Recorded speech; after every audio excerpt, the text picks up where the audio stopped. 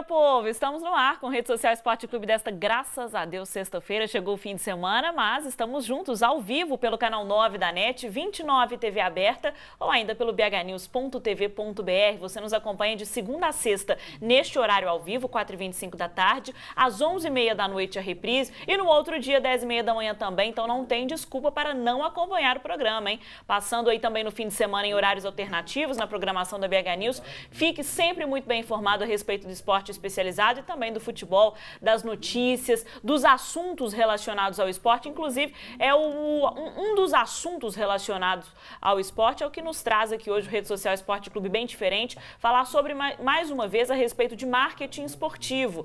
Uma coisa que, na minha opinião, aqui em Minas Gerais, pobríssimo, já que temos aí dois grandes times, já que temos inclusive no momento dos dois grandes da capital, e o JP vai me bater por conta disso, o Cruzeiro e Atlético vivendo momentos especiais também, mas daqui a pouco eu faço essa crítica, lembrando que você de casa, do trabalho, seja de qualquer lugar, participa com a gente pelo twitter.com/redesocialec, facebook.com/redesocialec. Ao meu lado aqui está o JP Saraiva, João Paulo, que já veio algumas vezes aqui no Rede Social, para inclusive falar do América, para falar de marketing, por isso que eu disse que você ia me bater, né, JP? É americano, mas tá dando uma bronca também com o Coelho, né? Pois é, boa tarde, primeiramente, né, Bárbara? Um prazer estar aqui de novo.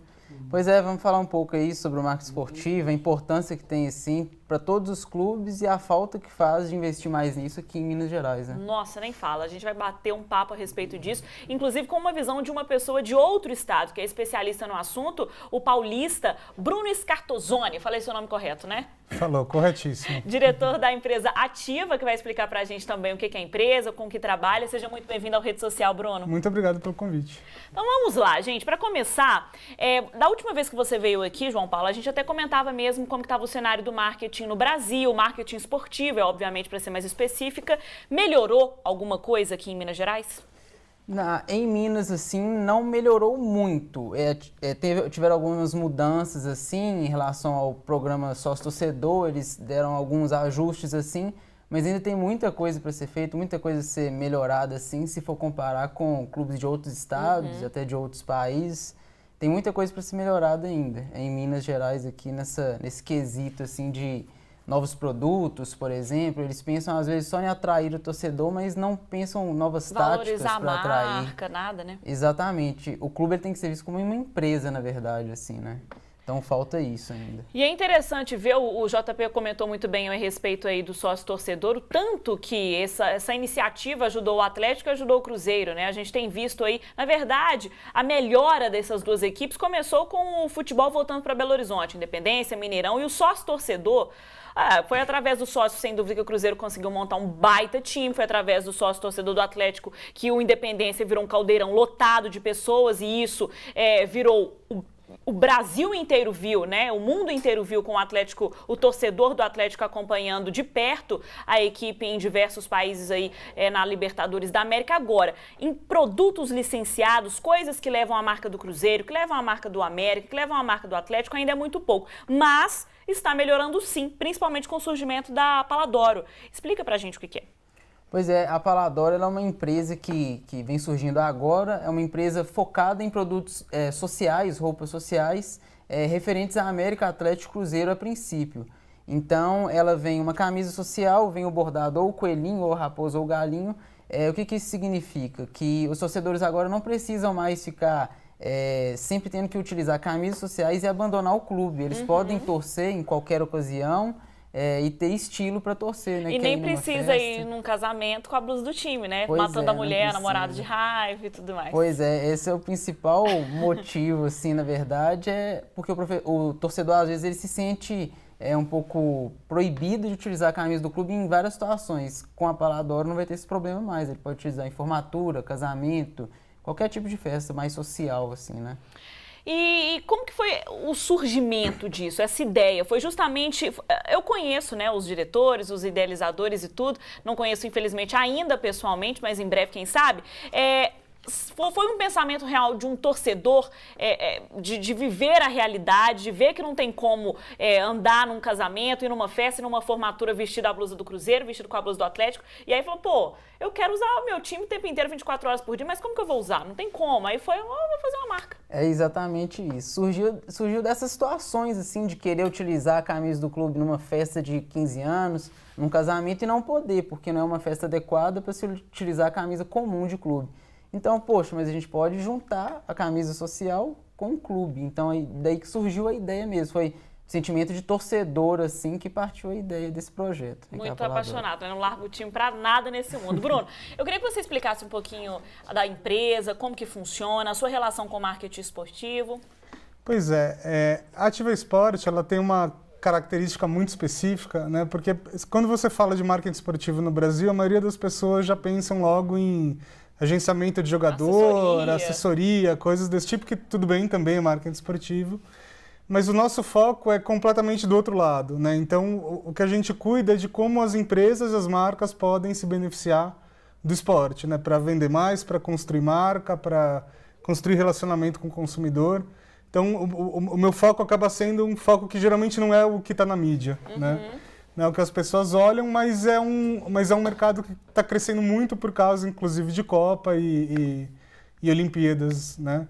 O nível de patrocínio, de empresas patrocinando clubes, clubes, jogadores, seleções, eventos esportivos, enfim, isso tem aumentado bastante. Na prática, até para o nosso telespectador e assinante da BH News entender, com que você trabalha? É o que a gente comentava agora sobre os produtos licenciados. É isso? Se limita a isso? Vai muito além disso?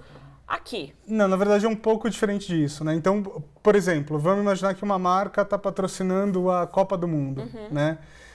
Mas patrocinar a Copa do Mundo dá ali alguns milhões para ter o direito de expor a marca na plaquinha do estádio. Isso é só uma parte, né, do que ela tem que fazer. E aí eu vou até citar o meu sócio, Guilherme Guimarães, que é mineiro até e depois vai acabar assistindo aqui. Ele diz uma coisa muito interessante, né? Ele fala o seguinte, uma marca patrocinar um evento como a Copa, por exemplo, é que nem você pagar o ingresso para entrar na balada, né? Mas você entrar na balada não significa que vai acontecer alguma coisa. Você tem que conversar com as pessoas, você tem que comprar uma bebida, né? Você tem que circular um pouco e tal. Porque se você não fizer nada, você vai sair no 0 a 0 na balada. E é isso que tem acontecido com muitas marcas, né? Que compram ali a visibilidade, na expectativa de bombar. Na expectativa de bombar. E não bombam porque elas não fazem nada a respeito. A nossa especialidade mesmo é na ativação, né? Então, assim, como é que eu conto para o meu público o que eu estou fazendo? Como é que eu me relaciono com o meu público a partir desse patrocínio, né? Como é que eu potencializo minhas ações de marketing a partir do esporte? Basicamente é isso. Vamos ver aí rapidamente a página do Facebook da Paladoro, que já tem uma loja aqui em Belo Horizonte. A página do Facebook tá aí, muito bacana. Tem camisas de todos os tipos. E o interessante também, que foi tudo muito pensado, né, JP? Porque os mascotes não são aqueles também tradicionais, muito iguais aos do clube, né? Obviamente, é um coelhinho, uma raposa e um galinho, mas são também diferenciados, como tá ali na parte de cima, né? Na imagem de entrada ali da página. Interessante, né? Até o mascote ficou mais elegante, podemos dizer assim. O intuito, na verdade, é trazer modernidade mesmo, assim, para a marca, porque se utilizasse os mascotes já conhecidos, assim, seria mais um novo produto, mas não, tem todo um conceito por trás, não é simplesmente mais um produto. É um novo conceito, uma nova ideia, um novo estilo, assim mesmo, para o torcedor poder torcer, né? Então, na verdade, por isso que a gente primou, assim, por essa diferenciação mesmo no mascote. E como que tem sido aí a recepção do público, do torcedor e tudo mais? Eu já comprei uma pro meu pai, da Raposinha, ficou pequena, vou ter que trocar, inclusive, hein, pessoal? Vocês estão assistindo aí, vou lá trocar, mas meu pai, na hora que veio, falou espetacular, espetacular. Mas a reação é essa mesmo, porque é uma coisa diferente, né? Uma coisa que, às vezes, muita gente nem imaginava, só tinha aquela vontade, mas não conseguia saber como que ia resolver aquele problema. Aí a pessoa, quando vê, fala, poxa, isso aí já deveria ter saído até há mais tempo. Porque é realmente verdade. Um produto diferenciado. Assim, no mercado, eu não conheço nenhuma outra empresa, assim, até de outros estados, pode até ser que tenha, mas eu não conheço. Eu também não conheço, não. É excelente mesmo, com certeza vai ganhar o Brasil aí.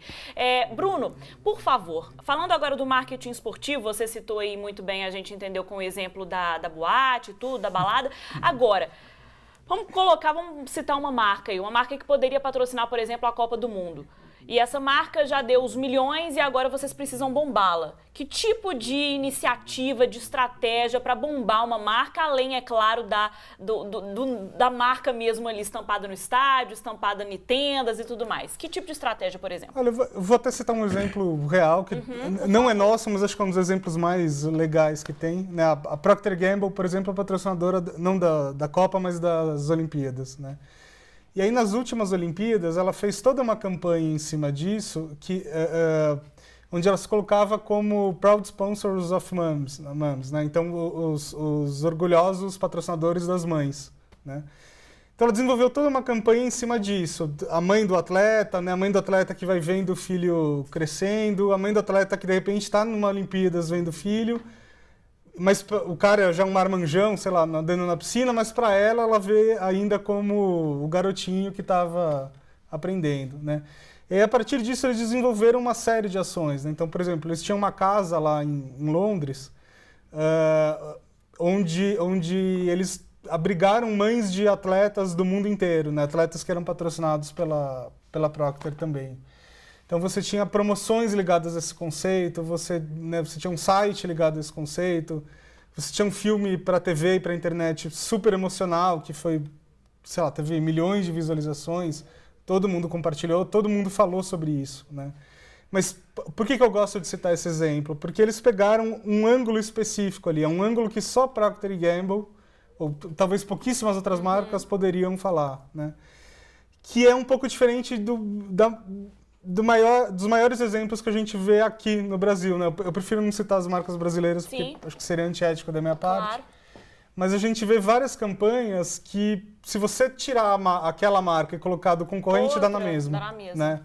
E é isso que a gente não faz. Né? Então, acho que é o melhor exemplo para explicar. A gente sempre mostra aqui realmente no Rede Social Esporte Clube alguns vídeos de propagandas espetaculares. Infelizmente, poucas propagandas nacionais, poucas campanhas nacionais estão dentro dessas espetaculares, infelizmente sempre da Europa, americana e tudo mais. A gente vai para um rápido intervalo, na volta a gente continua a respeito deste assunto, temos alguns exemplos aí interessantes. O Bruno é São Paulino, tá arrasado, obviamente, porque o São Paulo é terrível, tá aí, ó, chorando muito aos prantos, quem sabe agora com o Muricy Ramalho a esperança volta, né? Ganhou de 1-0 já na estreia. E tem, inclusive, uma tentativa, uma estratégia de uma blusa com o Muricy Ramalho. Tá, depois do intervalo a gente fala a respeito disso.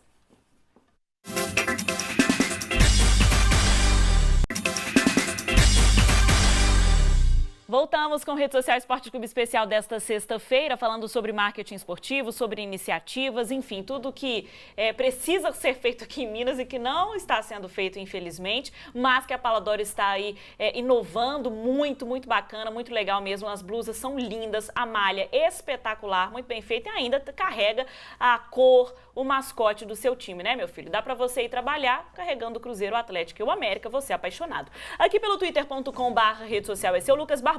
Olha, acho que as redes sociais podem ser um grande aliado do marketing esportivo no futebol, pois é um canal muito próximo do torcedor. Ah, sem dúvida, né? A rede social hoje, próximo ao torcedor, gente, ninguém dá notícia primeiro mais não. Ninguém dá nada primeiro mais não com as redes sociais. Tudo é ali, você acorda, dá uma passada no Twitter, dá uma passada no Facebook, tá informado. O jogador foi vendido, você já fica sabendo no Twitter. Lançou a camisa, você também já fica sabendo. É uma grande arma, né? Tem ali a página no Facebook, eu tenho certeza que a empresa também deve ter, né? Sim. Não tem como. Com certeza porque o torcedor ele pode começar a participar da vida do clube, né? Ele não só vai ser informado do que está acontecendo, mas ele também vai poder opinar, vai poder participar. Um exemplo legal é o ônibus do América, por exemplo. Uma concessionária criou 3 modelos e o América colocou na página do Facebook para a torcida escolher qual dos 3. Aí a torcida escolheu, então deixa de ser uma conversa de via única para ser de via dupla, assim. A torcida conversa com o clube conversa com a torcida, é interessante. E dá para utilizar, Bruno, nas redes sociais ainda ou virou uma coisa meio que banalizada já? Todo mundo já usa, todo mundo já faz, já está muito... Não, pelo contrário, acho que é muito incipiente ainda, né? Por exemplo, a gente vê em mercados mais desenvolvidos, né? Por exemplo, nos Estados Unidos, todas as ligas lá de futebol americano, beisebol, hóquei, etc., estão no movimento de incentivar os clubes, incentivarem os próprios jogadores a utilizarem. Se eu não me engano, a Liga de Beisebol, muito recentemente, teve o All-Star Game lá, né, que são o jogo dos melhores jogadores do ano. E aí eles criaram uma rede de Wi-Fi para a plateia, né, para o público, e uma rede de Wi-Fi específica para os jogadores poderem tweetar lá do banco ou no intervalo do jogo e tudo mais.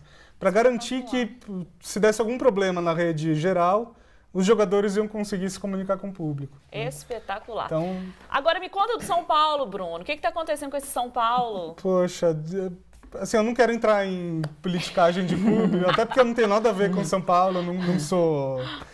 não faço parte do clube oficialmente nem nada, mas eu acho que é um problema de política, né? Administração e tudo. É um problema de administração. Quando você não tem possibilidade de mudar... Quando não tem mudança de poder, né, a tendência é acontecer isso. Por mais competente que tenha sido uma administração, a democracia é assim, né? Uma hora o modelo se esgota, você precisa trocar. Desgasta, né? Agora, eu adoro Juventus, principalmente dando entrevista coletiva. Vamos ver um exemplo aí de marketing esportivo, falando do São Paulo, que é o time do nosso convidado hoje, Muricy Ramalho. Todo mundo conhece aquela frase, que é trabalho, meu filho. E eles estão pensando em fazer uma camisa justamente com isso. Cadê a foto, pelo amor de Deus? Aí, ó. Aqui é trabalho, meu filho. É uma frase que virou febre, não só, obviamente, em São Paulo, todo mundo fala isso, todo mundo diz isso, e muita gente nem sabe que é do Muricy Ramalho, muita gente nem sabe que ele disse quando estava trabalhando no São Paulo, e agora de volta, vai ter cartada. Exatamente. Na verdade, não é a primeira vez que São Paulo faz isso, né? Ele já usou outros modos naquela gestão anterior do Muricy, mas acho que isso mostra uma tendência bastante interessante dos clubes se vinculando não só mais a imagem de um atleta ou de um técnico, mas a personalidade dele, né? Indo um pouco mais a fundo, né? Pegando esse tipo de nuance. Então tem um outro caso bastante interessante aí do basquete americano de um jogador do Chicago Bulls. Meu time, inclusive. Olha, eu não vou lembrar o nome agora, mas é um cara que se machucou várias vezes, é um cara meio azarado. Deu um branco, eu não vou lembrar o nome dele. Derrick Rose, será? Isso, exatamente. Exatamente. Basquete não é muito minha praia, mas enfim. Ele é um jogador patrocinado pela Adidas, né? E ele é um jogador que tinha uma grande aposta, né? De ser um dos novos craques e tal, e ele se machucou, né? E ficou alguns meses parado.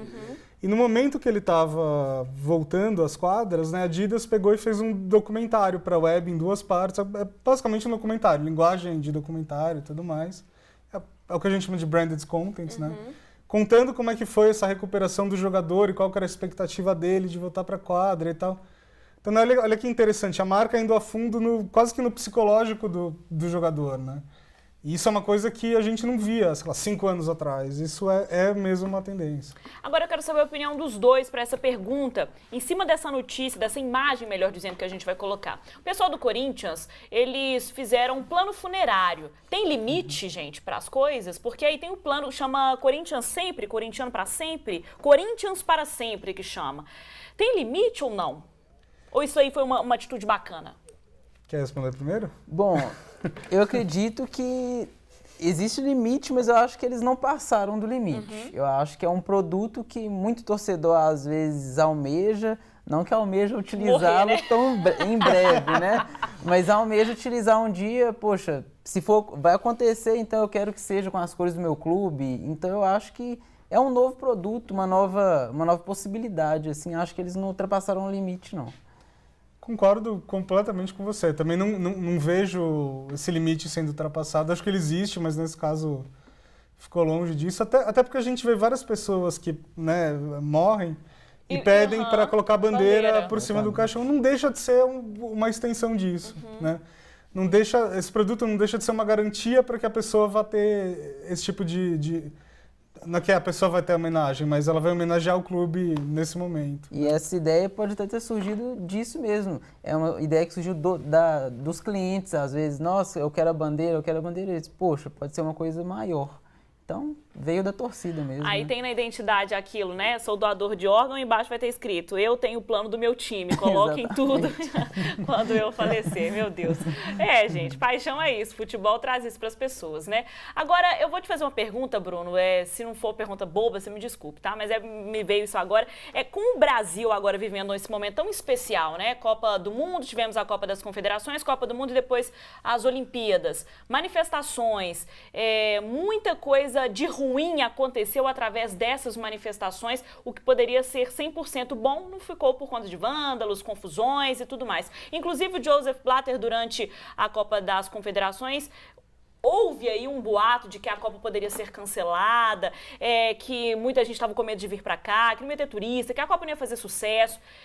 Vocês começaram a pelo menos cogitar, pensar, a fazer coisas para tirar essa impressão ruim do Brasil, tirar com que as marcas lá fora não tivessem medo de investir, não tivessem medo de mandar pessoas para cá, fazer um marketing ao contrário, trazer essa manifestação para o lado bom, enfim. Sim, com certeza. Na verdade, houve um medinho?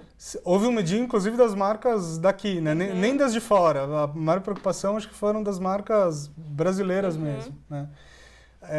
Porque o investimento de patrocinar uma Copa do Mundo é um investimento caro, né? De alguns milhões de dólares. E, de repente, você tem um ativo na sua mão que começou a virar uma coisa negativa, né? Então, por exemplo, eu sei de casos de marcas que durante a Copa das Confederações estavam anunciando ofertas de produtos, né?